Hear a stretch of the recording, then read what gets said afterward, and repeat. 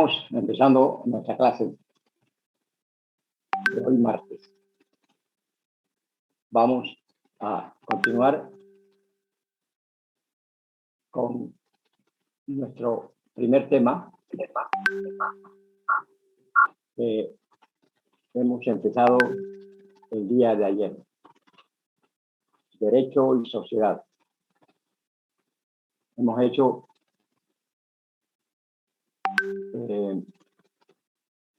una especie de introducción y generalidades con respecto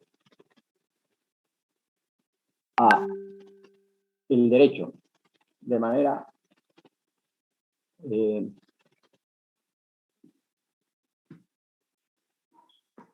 un poco superficial, por encima, no a fondo, que es un asunto eso de otra carrera. Aquí nos interesa la generalidad de cosas para que vayamos enfocándonos en los temas posteriores que se convierten en temas esenciales. Una descripción rápida de las sociedades, de las normas necesarias y del nacimiento del derecho del que hablamos ayer. Pues bien, las normas jurídicas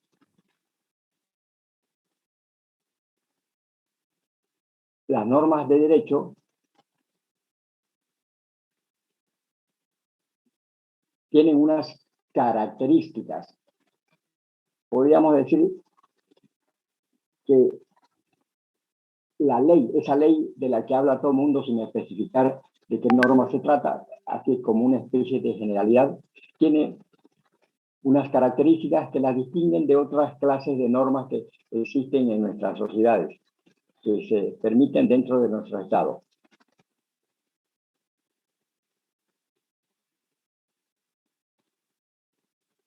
Por ejemplo,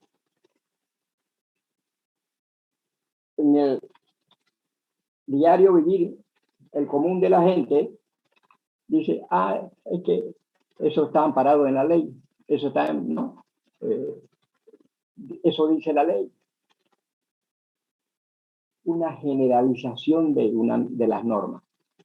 A todo le llaman ley, ¿no? Y por eso se hace necesario que apliquemos a las normas la designación, el nombre que le corresponda.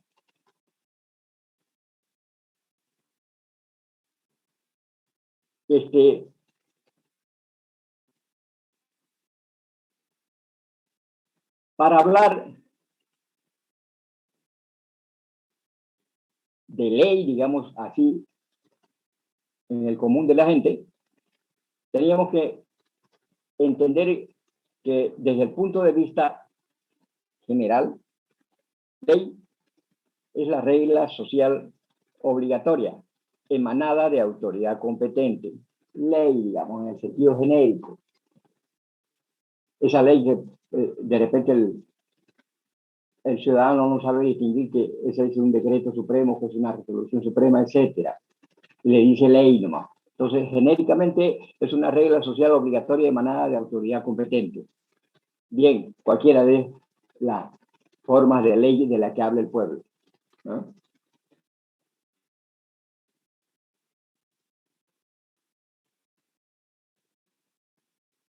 Así que, si se habla así genéricamente, vamos a darlo por entendido de que se trata de cualquier clase de norma legal a la que se le asigna el nombre de ley.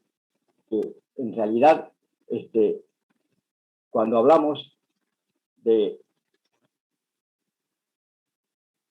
con estricto sentido, entonces se refiere a otras cosas.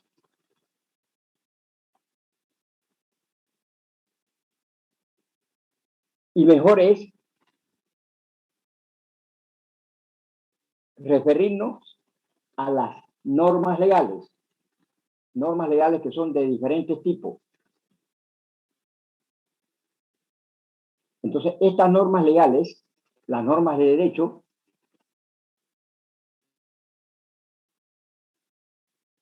tienen unas características que las van a diferenciar de otras normas morales, etc.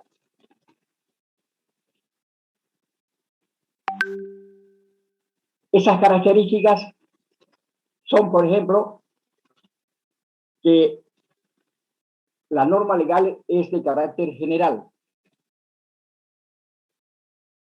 es abstracta, es obligatoria y además se emite por autoridad competente. Esos son los caracteres de la norma de derecho, de la norma jurídica. Si ustedes quieren, en el término de la ciudadanía, de la gente común, se trata de las características de la ley, cualquier denominación que quieran poner. Las normas jurídicas, entonces, tienen esas características, que es general, es obligatoria y, por último, es emitida por autoridad competente.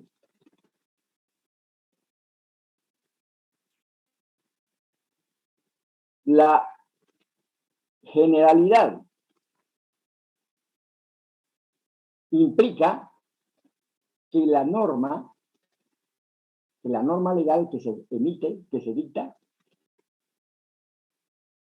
es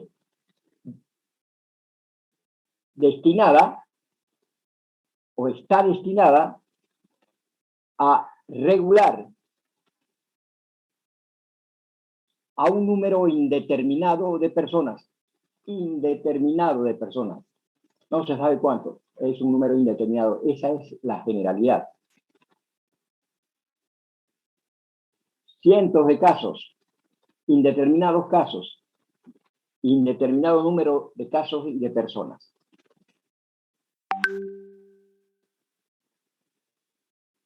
Esta es la generalidad. Pero hay alguna que otra excepción, digamos, a esta generalidad.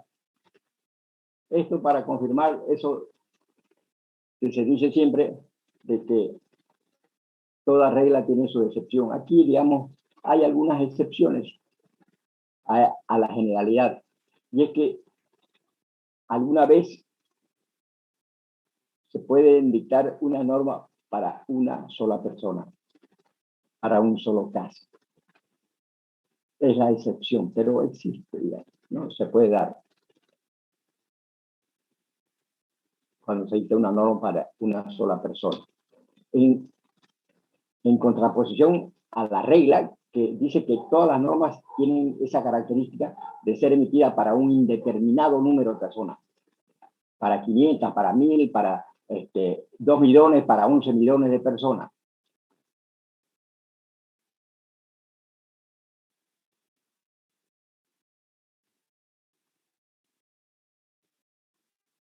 Esta característica hace que la norma legal tenga la vigencia en cuanto su aplicación sea para todos los casos en que esté involucrada la norma, en la que esté dirigida la norma a un indeterminado número de personas.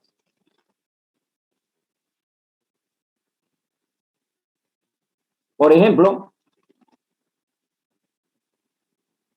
hablemos de la Ley General del Trabajo.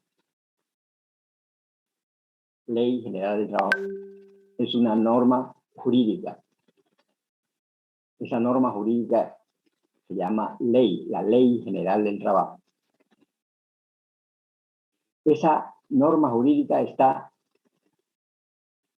dirigida, destinada a todos los trabajadores del país. ¿Cuántos son? No se sabe, no sabemos, pero es para todos ellos, para todos los trabajadores del país. Los que no son trabajadores no están involucrados en esas normas. Entonces, la generalidad es para todos los que sean trabajadores.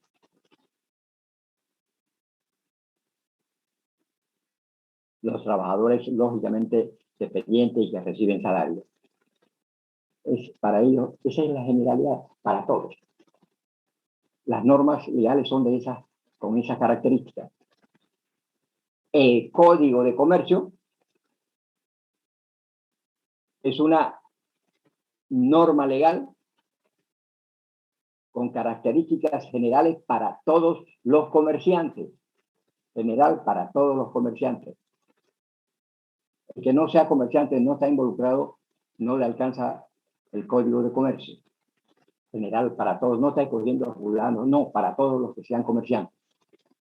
Esa es la generalidad. Y así vamos a encontrar en todas las normas legales esa generalidad, digamos. Desde la Constitución Política del Estado a las otras normas legales.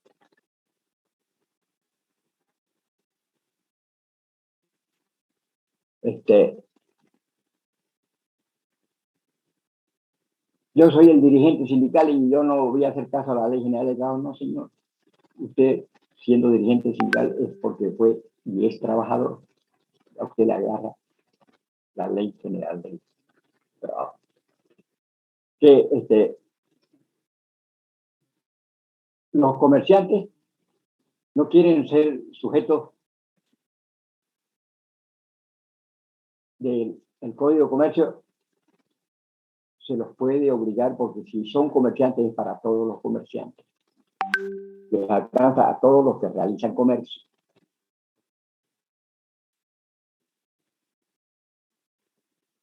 Generalidad de las normas legales, de las normas de derecho. ¿Ya?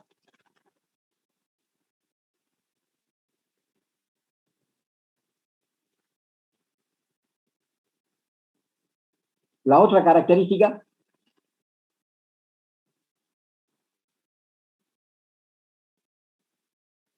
es la obligatoriedad.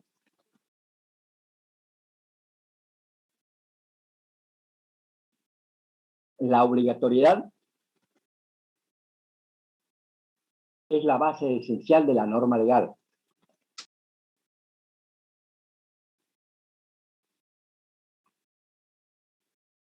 Es la condición indispensable para que sea una norma legal la obligatoriedad.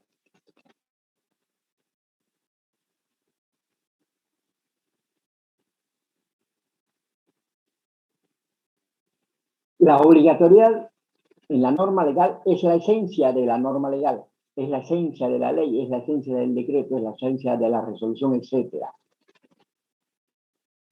No podía entenderse una norma legal que no fuera obligatoria. Entonces, la esencia de la norma legal es su obligatoriedad. Que la distingue, por ejemplo, de eso que estuvimos hablando ayer.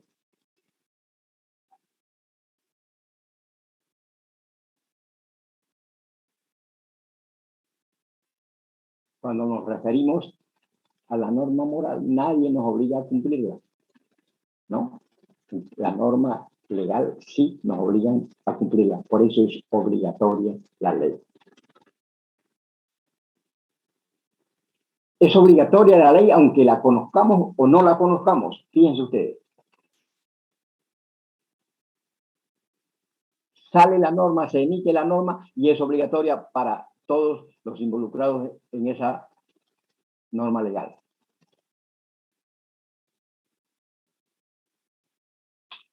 Pues lo encontraron al ciudadano llevándose 10 kilitos de la merca, ¿no? Le dijeron que lleve o las produjo, lo que sea, digamos, lo encontraron con 10 kilitos. No mucho. Y el ciudadano dice, ¿y qué? Pues, no, ¿acaso no puedo realizar esta actividad, este comercio? No, señor, está prohibido. ¿Cómo prohibido? Está prohibido en la ley, está prohibido en la norma. Ah, es que no la conozco la norma. ¿Qué me importa? Le dicen las autoridades. La ley se emitió, aunque usted la conozca o no, tiene que cumplirla. Porque imagínense, me estoy llevando una avionada, ¿no?, de bicicleta y voy a alegarle que no la conocía, digamos. El pretexto suficiente para que no se cumpla la norma, ¿no? Entonces la ley es obligatoria, la conozca el ciudadano o no la conozca.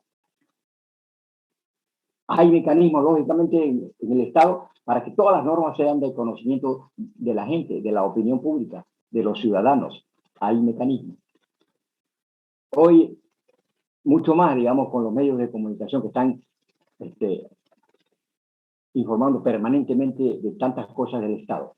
Pero hay un instrumento en el Estado que se llama la Gaceta Oficial, en donde se ponen todas las normas legales del país, del Estado. No lo conoce la gente, de repente no lo conoce la gente no sabe que existe, pero una vez sale ahí en eso que se llama la Gaceta Oficial, es de cumplimiento obligatorio. No lo leí la Gaceta, ¿qué importa? No la conozco la norma, no me importa, usted está cometiendo delito. La obligatoriedad de la norma. La esencia de la norma legal es su obligatoriedad. Porque si no es obligatoria, nadie la quiere cumplir, a nadie, y todos van a hacer lo que les da la gana, digamos, en la sociedad. Y el Estado no va a cumplir la función de regular las relaciones de las personas en sociedad. Característica, entonces, de la norma legal es que es genérica, de que es obligatoria. Nadie puede alegar ignorancia de la norma, nadie.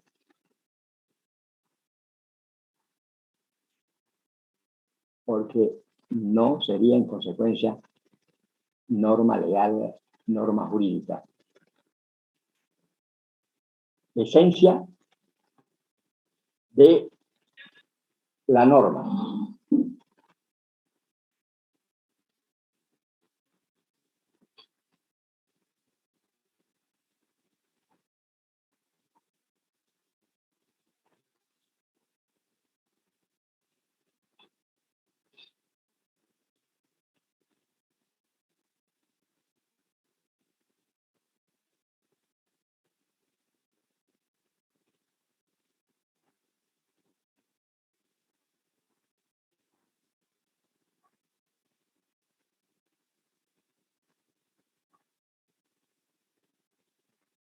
La otra característica de la que estuvimos hablando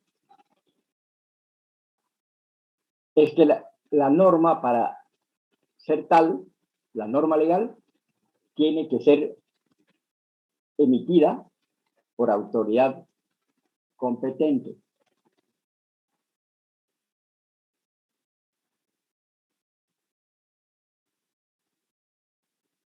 Autoridad competente son las autoridades establecidas por las normas, por la ley. Autoridad competente es el Poder Ejecutivo, los miembros del Poder Ejecutivo. Autoridad competente son los miembros del órgano legislativo, Poder Legislativo.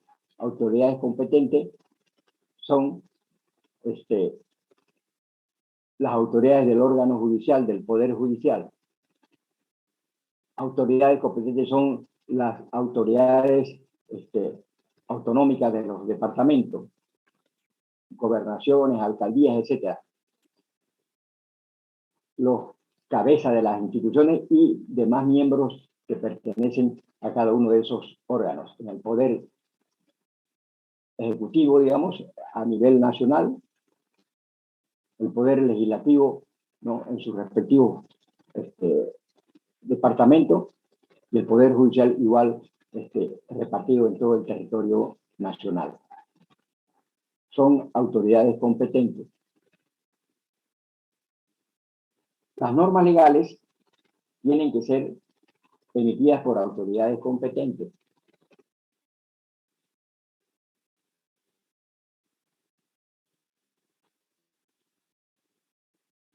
Y al ser dictada por autoridades competentes, las normas legales van recibiendo diferentes nombres, diferentes denominaciones.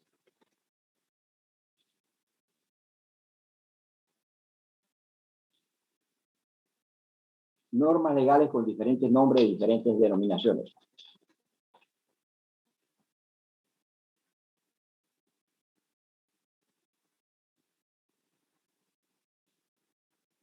Entonces, para no hablar de la ley con carácter general, vamos a hablar de la ley en sentido estricto, cuando empezamos a darle denominación a las normas legales.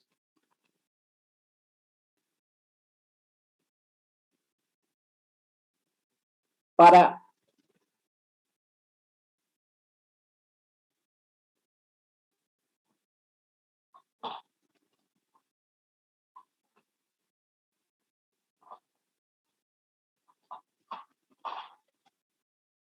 analizar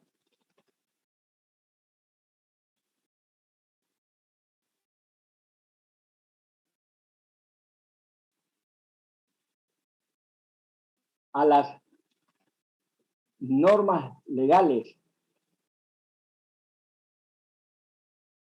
que emiten las autoridades competentes,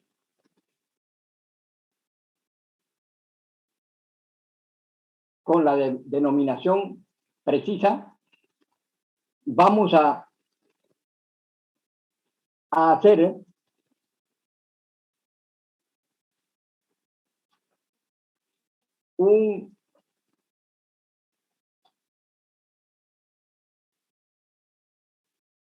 una gráfica que nos permitan entender la importancia de quienes emiten las normas legales para su cumplimiento y para la vigencia en el Estado, que no permita que no haya caos legal o caos jurídico.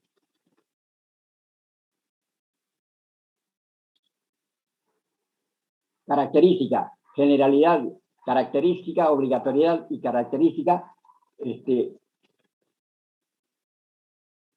conocer el organismo competente que emita las normas legales.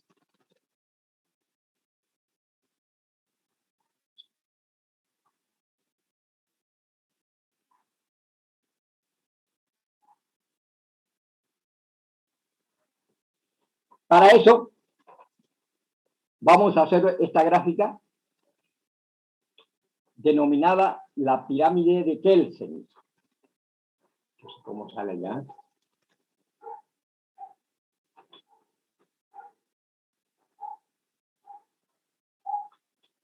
¿Veis, no? La pirámide de Kelsen.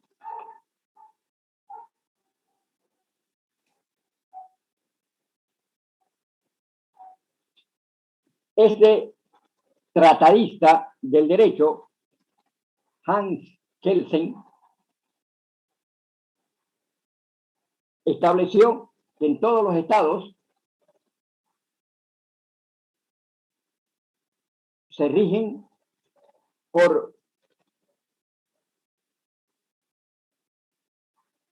la gradación que tienen y la importancia que tienen las diferentes normas de un estado, por supuesto.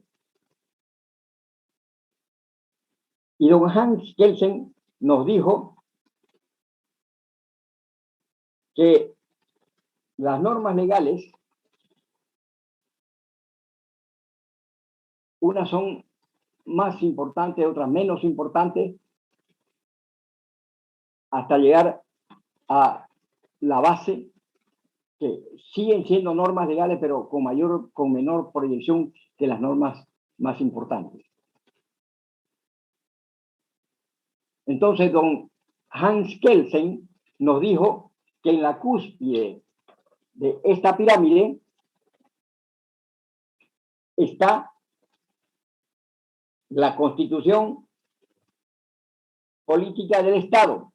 La máxima expresión de la norma jurídica se llama Constitución Política del Estado. Si ustedes quieren, así digamos, la máxima ley, digamos, no sirve, pero no es apropiado decir la ley, es la máxima norma de un Estado, se llama Constitución Política del Estado. Unos le dicen la ley de leyes, unos le dicen la Carta Magna, ¿no? Grande, enorme. No hay nada por encima de la Constitución política del Estado. Es la máxima expresión. Todo lo que está ahí se debe cumplir. La Constitución política del Estado es para todos los habitantes, los estantes y habitantes del territorio del Estado boliviano. Entonces, don Hans Kelsen vio que esto es universal en todos los estados. La máxima expresión, entonces, de la norma jurídica, de la normatividad jurídica de un estado se llama Constitución política del Estado. Debajo de la Constitución política del Estado existen otras normas. Bien cerca de la Constitución política del Estado está la ley. La ley es una norma jerárquicamente inferior a la Constitución política del Estado. Una ley no debería, porque a veces lo hacen, es decir, que pueden, no debería contradecir nunca a la Constitución política del Estado, porque la Constitución política del Estado es la máxima norma legal que tiene un Estado. Entonces, una ley no debería contradecir a la Constitución política del Estado. Nosotros, los ciudadanos, debemos conocer esto, porque así asumimos defensa de nuestros derechos, cuando sabemos esta jerarquía de las normas legales de nuestro país. Aquí hay una jerarquía. No, la Constitución política del Estado está por encima de las demás. De ahí vienen otras normas. La ley está por debajo de la Constitución política del Estado. Y la ley no debería contradecir a la Constitución política del Estado. Les repito, no debería contradecir. Y cuando la contradice, entonces esa ley se torna en inconstitucional. Han escuchado esa palabra muchas veces.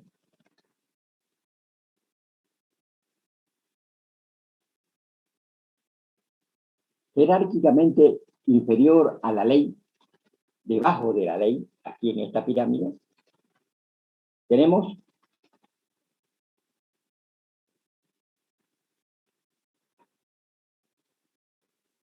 al decreto supremo, ¿verdad?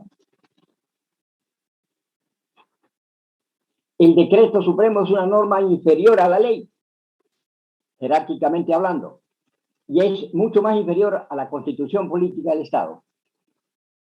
Debemos saber estas categorías de normas para asumir defensa, les repito, de nuestros derechos, de nuestros intereses.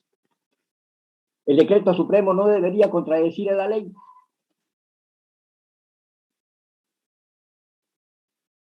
Y mucho menos a la Constitución política del Estado. Si un decreto supremo contradice a la ley o contradice a la Constitución política del Estado, hay que pedir su inconstitucionalidad. Tenemos el derecho de hacerlo. Imagínense que salga un decreto supremo que está deshaciendo unos derechos que yo tengo establecidos en la Constitución política del Estado. No, si en la Constitución política están mis derechos y va a venir un decreto supremo y me lo va a quitar, entonces se está atentando contra mis derechos que están establecidos en la Constitución política del Estado. Y voy a asumir la defensa de eso, de mis intereses y de mis derechos, a través de los mecanismos que establece el Estado para asumir defensa. Tengo que saberlo, tenemos que saberlo. Como personas o como conjunto de personas, como instituciones. La Universidad Autónoma Gabriel René Moreno y todas las universidades públicas del país están con unos derechos consolidados en la Constitución política del Estado. Estamos respaldados por la Constitución política del Estado. No puede venir una ley y, por ejemplo, a decirnos que ya no somos autónomos, cuando en la Constitución política del Estado se dice que las universidades públicas son autónomas. Entonces, como colectivo universitario, vamos a hacer la defensa de la autonomía, demandándolo al Estado, porque está emitiendo una norma de inferior jerarquía que contradice a la Constitución política del Estado. Y así asumimos la defensa de nuestros derechos la defensa de nuestros intereses, por supuesto, también. Kelsen entonces nos habló de la Constitución Política del Estado como la norma superior, la ley, y le sigue el decreto supremo. Después del decreto supremo, ingeniero, tenemos otra disposición legal en el orden jerárquicamente inferior a la resolución suprema. Resolución suprema. Esta norma legal es jerárquicamente inferior al decreto supremo, a la ley y a la Constitución Política del Estado. No debería contradecir a esas normas, ni al decreto supremo, ni a la ley, mucho menos a la Constitución Política del Estado. Estas normas legales las tenemos nosotros, los bolivianos, así, con esas denominaciones: ley, decreto supremo, resolución suprema. Han de haber escuchado ustedes.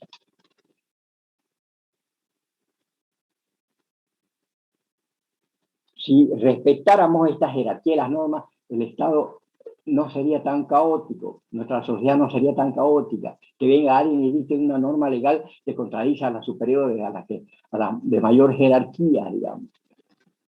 Porque se le ocurre a alguien, digamos, y dicta una, no, le vamos a quitar tales derechos a tal sector, a tales personas. No, señor, si esos derechos están en las normas superiores, jerárquicamente hablando, hay que respetarlas. Si no las respetan, hay que hacerlas respetar mediante los mecanismos judiciales correspondientes.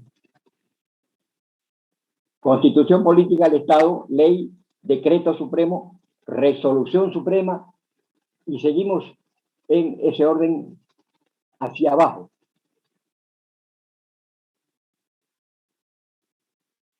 Una otra norma legal que se dicta en nuestro país se llama resolución ministerial.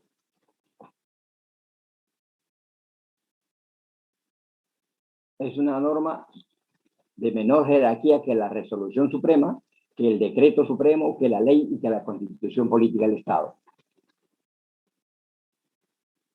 Esta norma legal llamada resolución ministerial no podría, no debería, básicamente, contradecir o atentar contra los derechos establecidos por nosotros en las normas jerárquicamente superiores.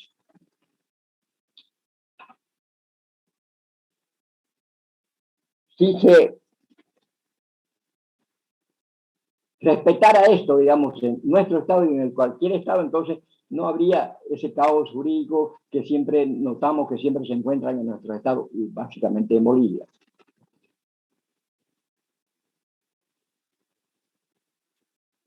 Pirámide de Kelsen.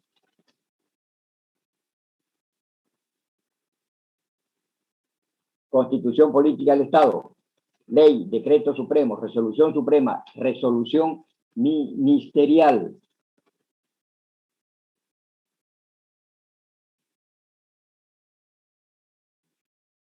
Después de estas normas legales vienen otras normas. Y aquí encontramos una norma legal que se llama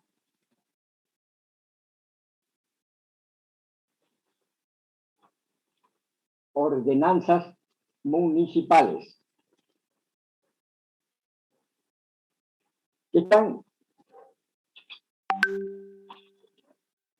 en la cola de esta jerarquía de normas. Las ordenanzas, y podemos hablar de otras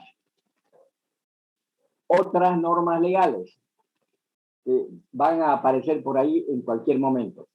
Aparecen siempre, digamos, otras, digamos, de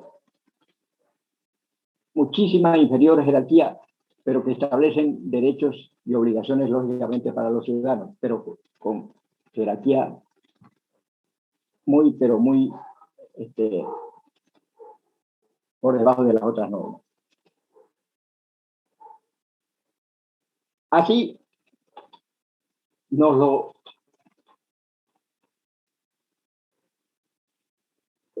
explicó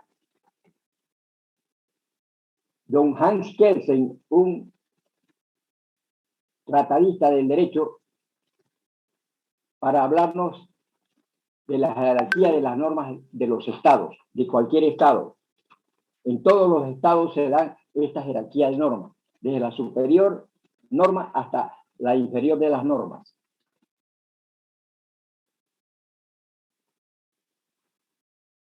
Esta jerarquía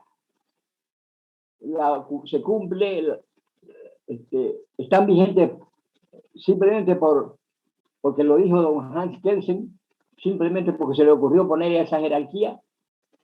Sí, se le ocurrió poner esa jerarquía, pero con argumentos sólidos, con argumentos sociales y políticos,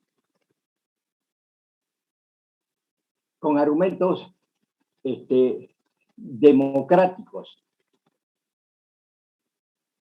con argumentos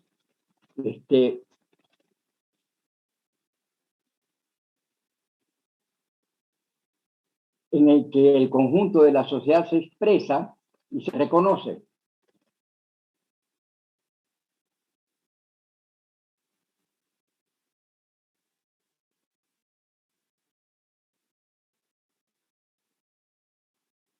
Que tienen que ver, lógicamente, con el ejercicio de la democracia en un Estado. Vamos a ver.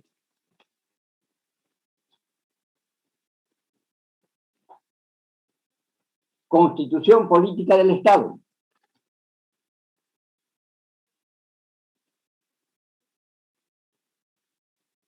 ¿Quién emite la Constitución política del Estado?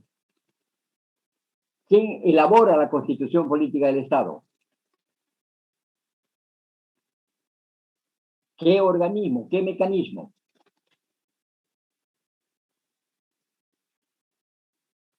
La Constitución política del Estado la emite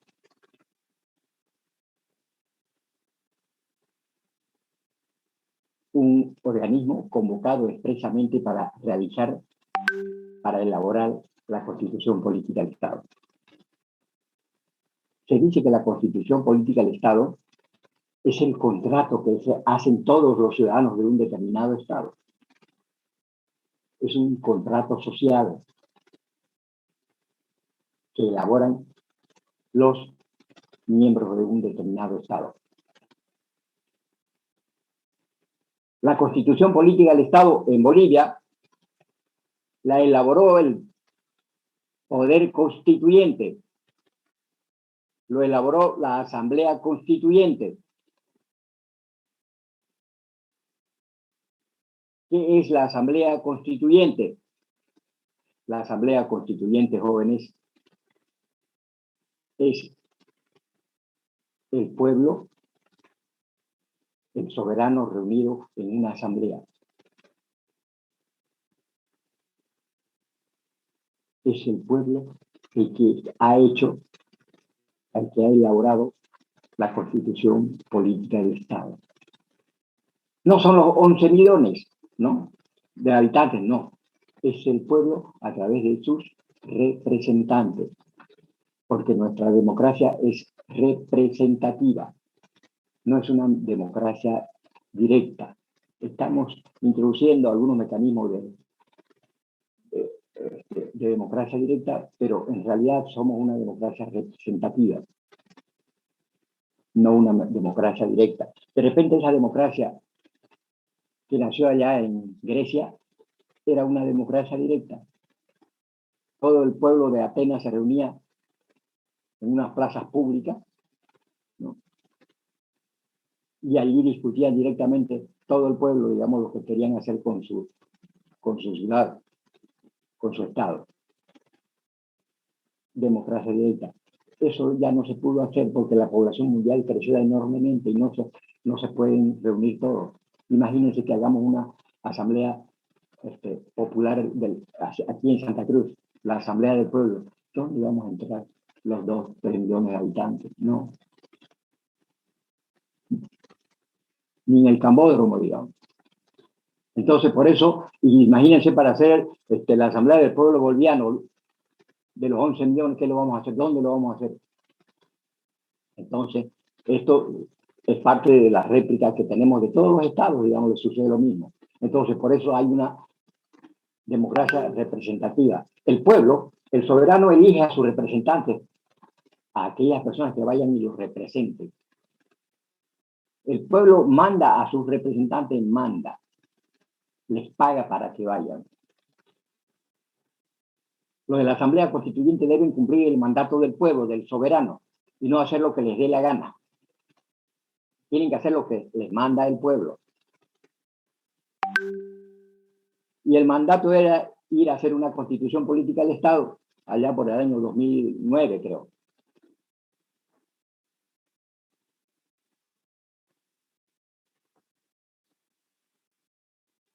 La constitución política del Estado la hace el pueblo,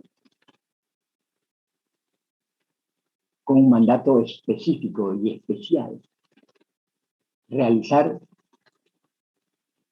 elaborar la Carta Social del Estado Boliviano, que se llama Constitución Política del Estado. El departamento de Pando quiere que en la Constitución Política del Estado esté esto, es parte del pueblo. Que Tarija presenta esta moción para que esté en la Constitución Política del Estado. Que Santa Cruz Manta, ¿no?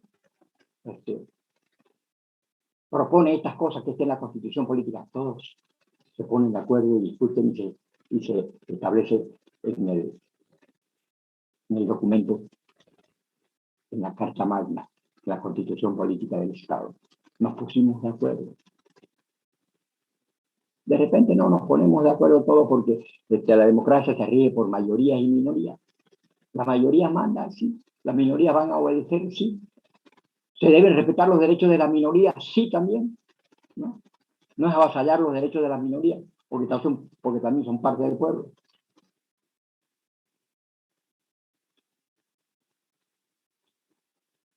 Constitución política del Estado tiene esa jerarquía.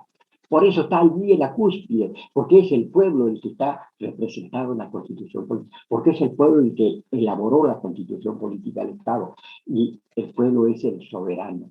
No hay nada por encima del soberano. El soberano hace la Constitución política del Estado, y la Constitución política del Estado está sobre todas las demás normas legales. Y hay que respetarla, hay que respetar su jerarquía, porque ha sido elaborada por todos los bolivianos a través de sus representantes. De repente ustedes no fueron, de repente estaban muy chiquitos, ¿no? Cuando mandamos a los representantes a la constituyente en Sucre para que hagan la nueva Constitución Política del Estado. Pero el pueblo los eligió a sus representantes. Aquí en Santa Cruz, allá en La Paz, allá en Cochabamba, etc., los eligió a sus representantes para que vayan a ser constituyentes, es decir, para que vayan a hacer la Constitución Política del Estado. Esa es la importancia entonces de que la Constitución Política del Estado es la norma superior, porque ha sido elaborada por el soberano, por el pueblo. El pueblo es el soberano, y ahí no se olvide. Lo que dice el soberano se debe respetar. Al soberano lo convocan a referéndum, al soberano, a todo el pueblo. Lo que diga el soberano en el referéndum, eso se tiene que cumplir, se tiene que respetar. Nadie puede contra lo que ha dicho el pueblo directamente en referéndum. Ninguna institución puede estar por encima del pueblo, del soberano. Ninguna. Todas están debajo del soberano, del pueblo.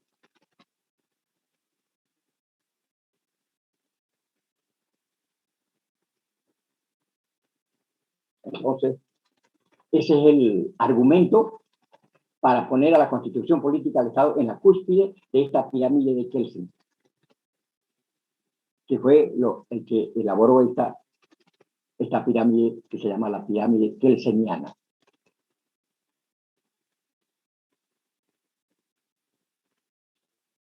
Luego, hemos visto ya, luego de la Constitución Política del Estado, viene otra norma, una norma legal de inferior jerarquía que la Constitución Política del Estado, está en menor grado. Importantísima la ley en nuestro Estado, sí, importantísima. De cumplimiento obligatorio, sí. Pero está por debajo de la Constitución Política del Estado. Y eso quiere decir que una ley no debería alterar los derechos establecidos en la Constitución Política del Estado, no debería estar en contra de la Constitución Política del Estado, no debería, porque es de menor jerarquía. La ley es una de las más importantes normas legales del país, sí.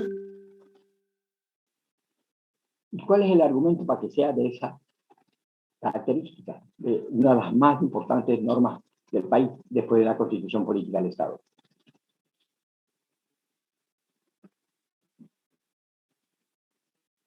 Es que la ley la elabora, la emite el órgano legislativo, eso que se llamaba poder legislativo. ¿Quiénes forman parte del órgano legislativo? Los representantes del pueblo, los representantes del soberano, también, sí, también como en la Constitución Política del Estado, como en la Constituyente. Nosotros,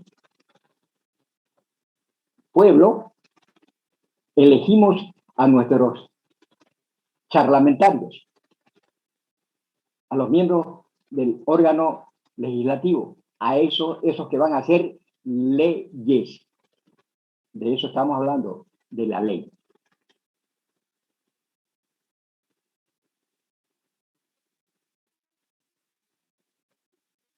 El órgano legislativo está compuesto por los representantes del pueblo. Nosotros hemos elegido a los diputados y almorzadores, ¿no? Nosotros. ¿Quiénes somos nosotros? Soberanos. El pueblo los elegimos. Y ellos, con ese mandato que le hemos dado, se van a ir al órgano legislativo y allá van a elaborar leyes. Por eso se llama legislativo, de leyes.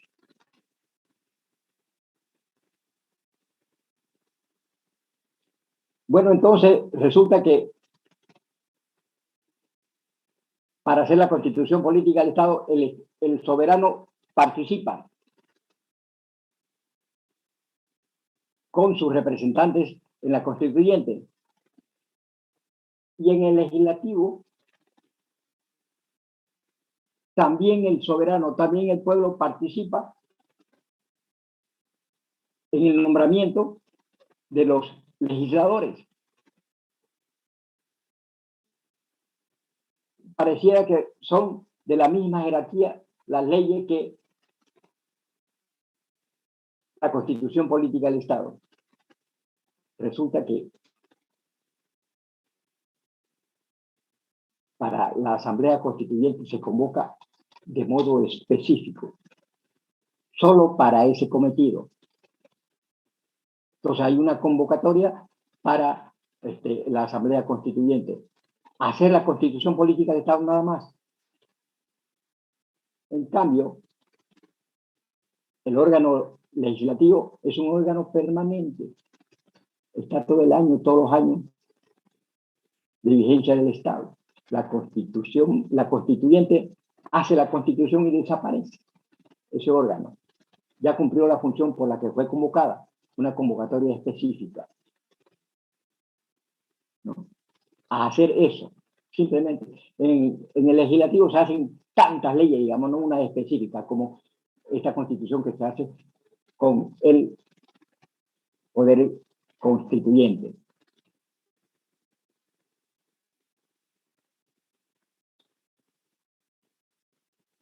Entonces, la diferencia radica en que el poder legislativo es un poder permanente. el poder constituyente es un poder temporal. Cumple el mandato por el que fue convocado y desaparece. ¿Y se acuerdan los que fueron constituyentes, los que hicieron la constitución política del Estado para allá por el 2009? Nadie, pues, ¿no? Lo hicieron y desaparecieron nada más. Ahora los vigentes son los miembros del Parlamento, ¿no? Diputados y senadores. Entonces, la ley elaborada por el Poder Legislativo, que es un órgano permanente, emite normas en representación del pueblo con la característica de permanencia en el tiempo. Y los que hicieron la Constitución Política del Estado fue apenas un poder temporal. Elaboraron, constituyeron, hicieron la Constitución Política del Estado y desaparece ese poder. Ahí encontramos la diferencia entonces, que una fue convocada expresamente para eso. Y en el legislativo se hacen cientos de leyes. La ley es una norma de inferior jerarquía que la Constitución Política del Estado. No debe contradecirla. No debe establecer normas que contradigan las normas establecidas en la Constitución Política del Estado. No debería. Aunque yo no utilizo la palabra no puede, porque se puede, ¿no? Ya hemos visto en nuestro país que tantas leyes contradicen porque les da la gana a los parlamentarios, digamos, ¿no? Pero también hemos visto que hay muchos sectores de la población, muchas personas, muchas instituciones que comienzan a demandar al Estado porque está el Parlamento emitiendo normas contra la Constitución Política del Estado. Entonces se va a asumir defensa de sus derechos y sus intereses la colectividad, los diferentes sectores. Una sola persona puede hacerlo cuando afecta solo a sus derechos y a sus intereses. También lo puede hacer.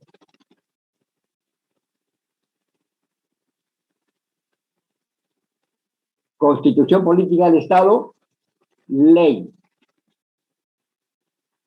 Normas legales de nuestro Estado. Después de la ley, viene una norma también jerárquicamente inferior a ella. Jerárquicamente inferior a la ley.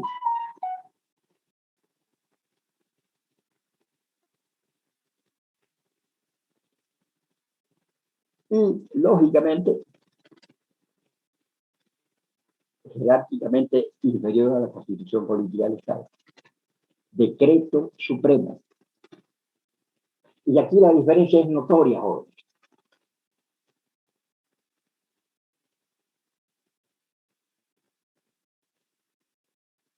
¿Quiénes elaboran la ley? Los representantes del pueblo, el soberano, como lo hicieron con la Constitución Política del Estado para un tema específico, hacer la Constitución. El decreto supremo no lo emite el soberano, los representantes del soberano no lo emiten. Entonces, no es el pueblo el que está emitiendo un decreto supremo. De repente es una sola persona la que ha sido elegida por el pueblo, por ejemplo, el presidente. El decreto supremo está elaborado, firmado, emitido por el presidente de la República con sus 15, 20, 30 ministros. Ya no están aquí los del Poder Legislativo que son representantes del pueblo. Los ministros no son representantes del pueblo, digamos. Son funcionarios nombrados a dedo por el presidente de la República. Ya no los elegimos nosotros. De repente hemos elegido solamente al presidente. El decreto supremo, en consecuencia, cuando emite normas, son de inferior jerarquía que la ley en donde ha intervenido el soberano. Es de inferior jerarquía que la Constitución Política del Estado en donde intervino el soberano, el pueblo. El decreto supremo no interviene el soberano. En una mínima expresión de repente con el presidente que ha sido elegido por el pueblo. Este es el sentido de que el decreto supremo es una norma de inferior jerarquía, porque ahí no está la representación soberana. Tienen atribuciones, están establecidas en la Constitución Política que el Poder Ejecutivo puede dictar normas, sí, esas normas se llaman decretos supremos.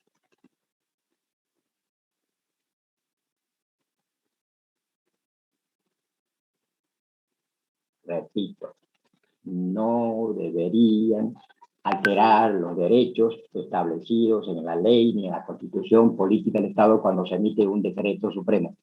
El poder, el órgano ejecutivo no debe emitir normas contrarias a las normas establecidas por el órgano legislativo o por el poder constituyente. No deberían. Deberían dictar tantas otras normas para tantas otras actividades, pero que no vayan a alterar los derechos establecidos en estas normas superiores. Y así va a haber orden, no va a haber anarquía jurídica. La anarquía jurídica, les dije ayer, ha dado origen a anarquía social y anarquía política que hacen convulsionar a un Estado. Entonces, nosotros debemos hacer respetar esa jerarquía, digamos, haciendo las demandas de carácter jurídico, administrativo, etcétera, sin alterar el orden social o político, digamos, porque hay los mecanismos para defenderse en un Estado democrático. Decreto supremo de inferior jerarquía que la ley y que la Constitución Política del Estado. Luego, una norma más inferior que el decreto supremo se llama resolución suprema.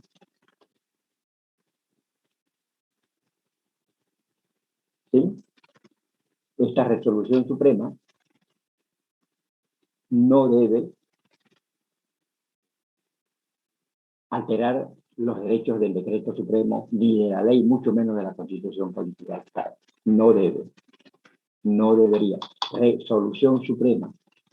El decreto supremo entonces no interviene el poder legislativo donde está representado el pueblo.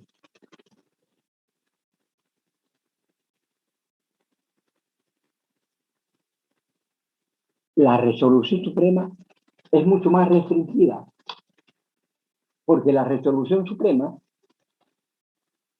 la emite el presidente con un solo ministro, con un pinche ministro, nombrado a dedo, ¿no es verdad? A ver, fulanito va a ser ministro. A ver, pariente va a ser ministro. No interviene el soberano, no interviene el pueblo para ello. ¿Ya?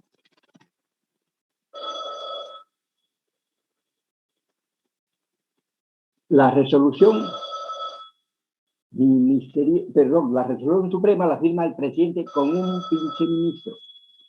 El decreto supremo lo firma el presidente con toditos sus ministros. El decreto supremo. ¿No? Y entonces, en ese sentido, tiene más jerarquía que la resolución suprema.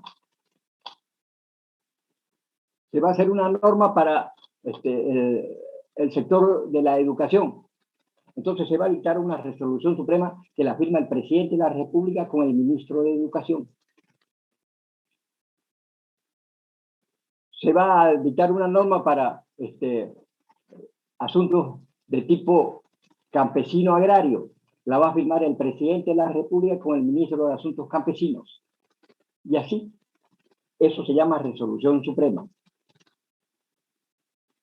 Tiene la característica de ser más compartimentado, dirigido a distintos sectores, digamos. Entonces, el ministro del sector es el que firma con el presidente. El decreto supremo es más general la norma. Están todos los sectores, todos los ministros de los diferentes sectores firmando con el presidente. ¿Sí? resolución suprema, decreto supremo, ley y constitución política del Estado, de lo inferior a lo superior.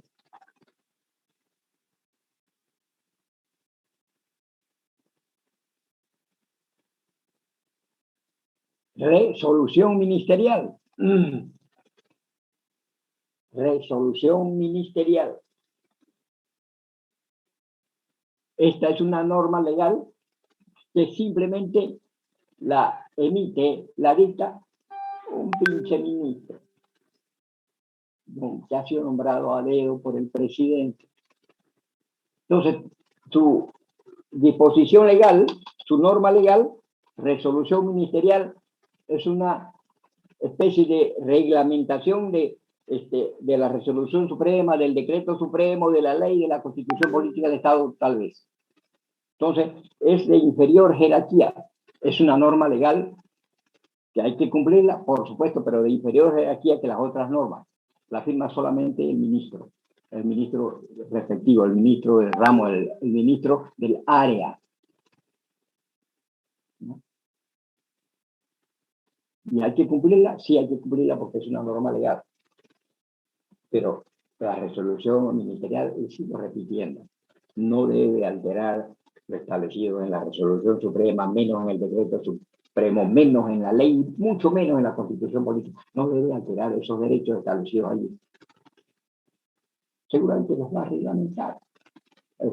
Va a hacer hincapié en determinados asuntos, pero sin contradecirlos a esos derechos establecidos en las normas superiores.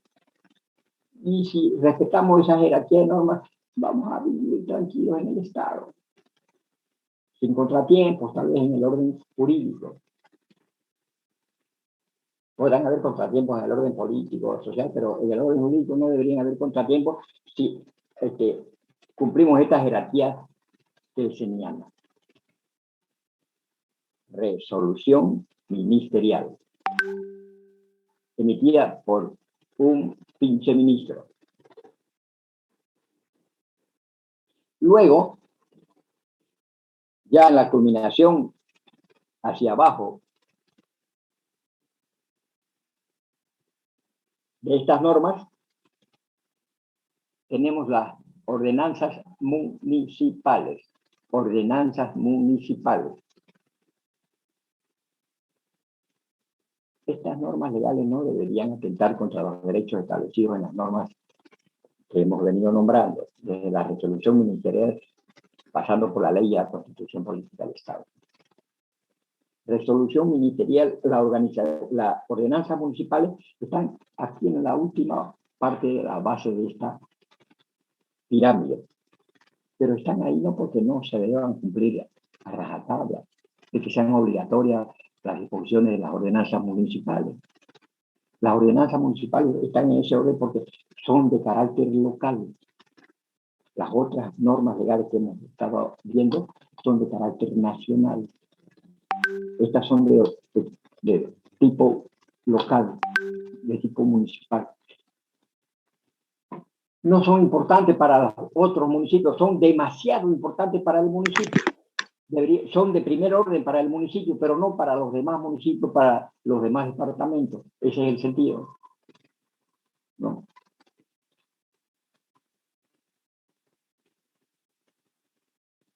Vamos a declarar patrimonio del municipio de Porongo a la Chachairú, de gran importancia la ordenanza municipal emitida en Porongo, para Porongo. No para Totoca, no para Paurito, etc. De primer orden para el municipio de Porongo.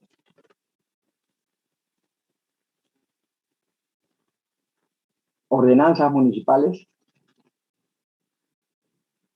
que la emite no el alcalde, la emite el Consejo Municipal. Ordenanzas municipales. El alcalde dicta resoluciones.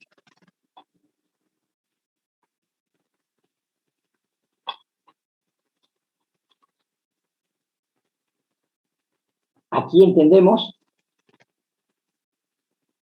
y completamos las características de las normas jurídicas en nuestro Estado, que son generales, se aplican a todos sin excepción.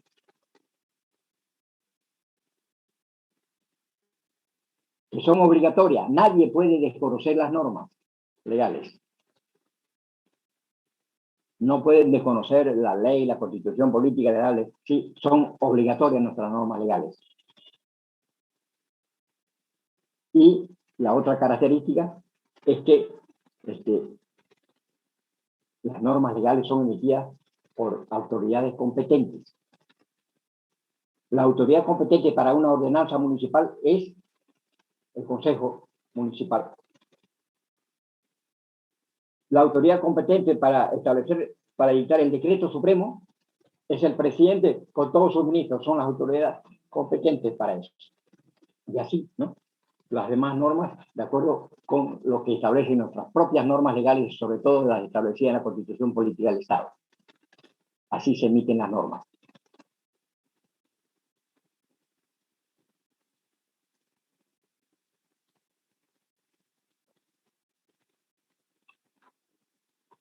Siempre debemos tender a que se cumpla esta gráfica establecida por don Hans Kelsen.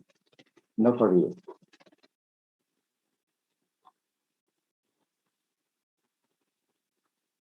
Muy bien. Terminamos con este tema, con eso que conocemos como ámbito de aplicación de las normas legales. Ámbito de aplicación de la ley, si ustedes quieren, con características genéricas, con caracteres genéricos. Ámbito de aplicación de la norma jurídica. Pues las normas jurídicas tienen su ámbito de aplicación, tanto en el espacio como en el tiempo.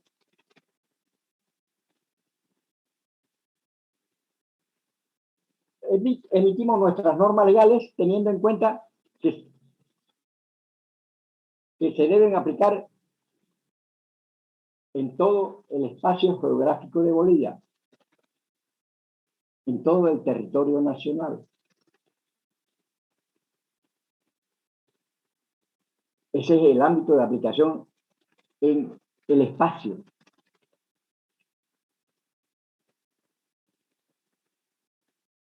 Nacidos o no nacidos que están en nuestro país tienen que cumplir la Constitución Política del Estado porque están dentro de nuestro espacio geográfico de Bolivia, en nuestro territorio. Las normas legales de los bolivianos, del Estado boliviano, no se pueden aplicar más allá de nuestro territorio, si no se cumplen algunos otros requisitos. No se pueden cumplir nuestras normas allá en Perú, allá en Argentina, ni las leyes peruanas o argentinas se pueden hacer cumplir en nuestro territorio, no se aplican en nuestro territorio. Ámbito de aplicación en el espacio. Para hacer cumplir determinadas normas de determinados estados, en otros territorios, se deben cumplir algunas actuaciones que se establecen entre los estados, como por ejemplo los tratados internacionales. Por ejemplo, en el campo penal, los tratados de extradición entre los estados. Se hacen acuerdos entonces entre los estados para poder hacer que las normas legales nuestras se puedan aplicar en otros territorios o las de los otros estados se puedan aplicar en nuestros territorios a través de los tratados internacionales que celebran los estados. Esos tratados internacionales pueden incluir, por supuesto, los tratados de extradición.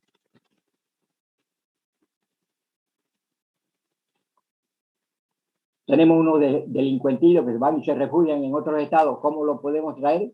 Lo podemos traer si tenemos tratados con ese país donde se encuentra el delincuentido. Hay que hacer una serie de procedimientos para poder traerlos, ¿no? Ingeniero, una pregunta. ¿Los tratados internacionales en qué parte de la pirámide irían? superior, inferior. Totalmente superior.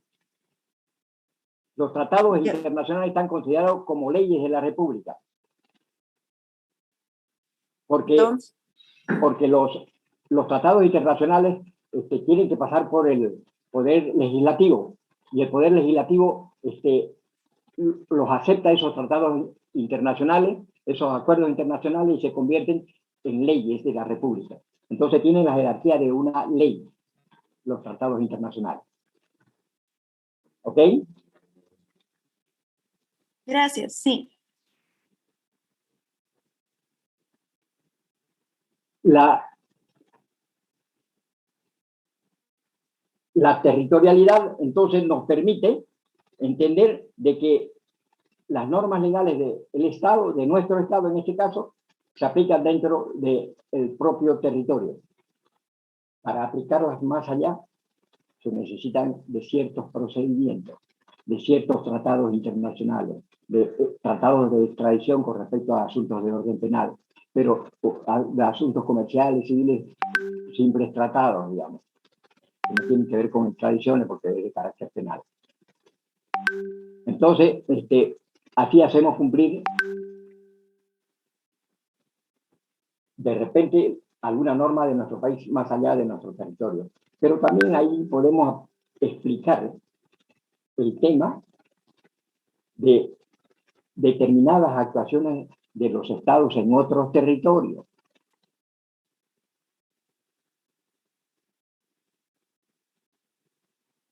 Como cuando estamos hablando de los espacios geográficos que se constituyen en la sede de las embajadas de los estados.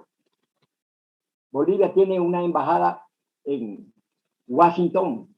Ese territorio es boliviano, allí donde está la embajada, bajo el criterio de la extraterritorialidad dentro de lo que se llama el derecho internacional. Esa embajada, ese territorio es territorio boliviano. Las embajadas en nuestro país que están en La Paz, por ejemplo, son territorios de los respectivos estados que están que vienen a nuestro país con sus embajadas. La embajada de China en La Paz es un territorio de la China en la ciudad de La Paz, ese pequeño espacio. Y así sucesivamente con los demás estados, en aplicación de la extraterritorialidad que se utiliza, que se usa en el derecho internacional. Aquí entonces encontramos algunas variantes a que las normas y leyes se aplican en nuestro territorio. Fíjense ustedes la importancia de la extraterritorialidad. Los ciudadanos que nacen en cumplimiento de mandatos del Estado como embajadores, funcionarios de la embajada, van a ser bolivianos de origen, porque han nacido en cumplimiento de mandatos del Estado. Decimos, nacieron en la embajada, digamos, no, pero nacieron en cumplimiento del mandato de representar al Estado a través de la embajada. Nacieron, por supuesto, en la clínica, ¿no? Seguramente de la ciudad esa, pero en realidad los estados reconocen a ellos como ciudadanos de origen. No, si no puede ser presidente, si nació allá en Tanganica, no, pero nació en Tanganica, en la embajada, en el cumplimiento de las funciones del embajador. Su padre era el embajador y nació ahí la criatura. El nacido es ciudadano de origen. Los ciudadanos de origen pueden ser presidentes de la República, aunque hayan nacido allá en Tanganica. Tienen que avecindarse en nuestro hogar, tienen que volver y estar aquí y van a ser ciudadanos de origen. Tiene importancia capital en los asuntos de orden político, por ejemplo, para ser diputados, senadores, ciudadanos de origen. Hay cargos de otra naturaleza que no necesitan ser ciudadanos de origen, digamos. Pueden ser nacionalizados, naturalizados, etc. Hay tantos extranjeros que llegan a Bolivia y se quieren naturalizar solo para ser miembros del equipo de fútbol más poderoso del mundo, ¿no? Del campeón del mundo, el campeón del fútbol. Se nacionalizan para ser miembros y jugar en el equipo nacional de fútbol. Interesantísimo, ¿no?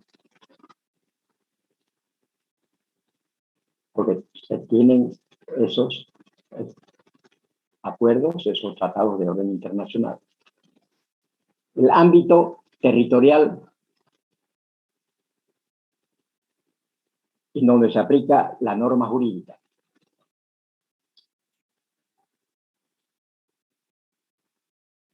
Y la otra es en el espacio. Ámbito de aplicación en el tiempo y en el espacio. En el tiempo nos indica el derecho, nos indica la norma de que las normas que se dictan en nuestro estado o en cualquier estado se aplican de allí para adelante en el tiempo. De allí para adelante. La mayoría de las normas no son retroactivas, no se aplican para atrás, salvo excepciones establecidas en las propias normas.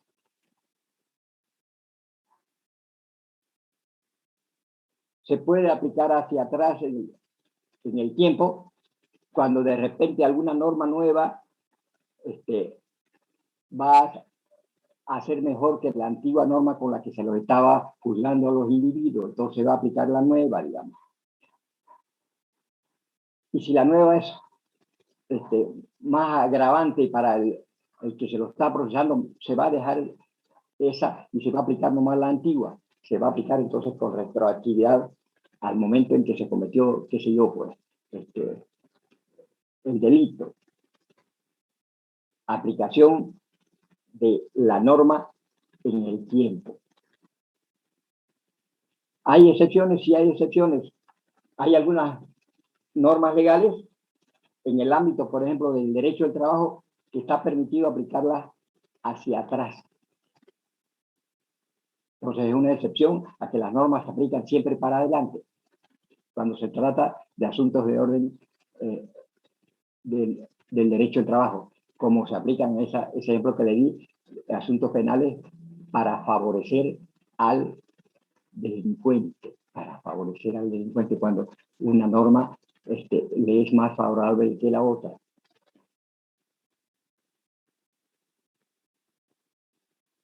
En asuntos de derecho de familia también hay excepciones para aplicar las normas hacia atrás.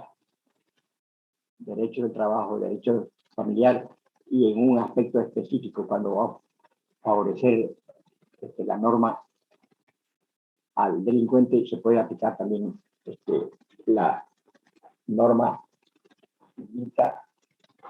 hacia atrás. Todas las normas legales rigen del momento que se dictan hacia adelante, con estas excepciones de las que le estoy hablando, que se llama la retroactividad de la norma. Hay algunas normas legales que se las denomina exactamente, dice, norma irretroactiva, no se pueden aplicar para atrás. ¿Sí?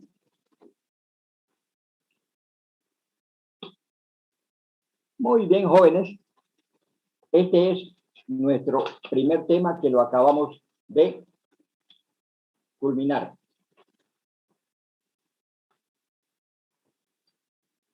La próxima clase entramos al segundo tema.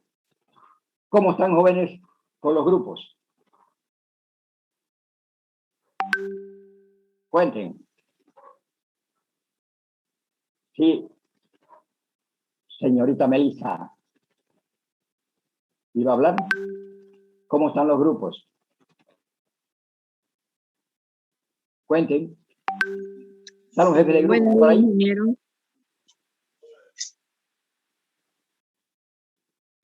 Hola. ¿Están por ahí los jefes de grupo? Buen día, doctor. Buen día. El grupo número 3 está conformado por 16 universitarios hasta el momento. Ah, muy bien. Muy bien. Entonces, más o menos ese es el número, ¿no? De repente, si alguno le alcanza, tiene 17, no importa, ya los otros deben tener ya 16. Entonces, se han acoplado ya los grupos, digamos. Cuando lo tengan, digamos, sientan que están completos, me los van a enviar, por favor, a mi correo, ¿ya? Toda la lista con el jefe de grupo. Eso les dije ayer y se lo repito hoy día. Ok, jóvenes. Nos encontramos la próxima clase. Muchas gracias y hasta luego. Gracias, Hasta doctor. luego. Hasta luego. Hasta luego.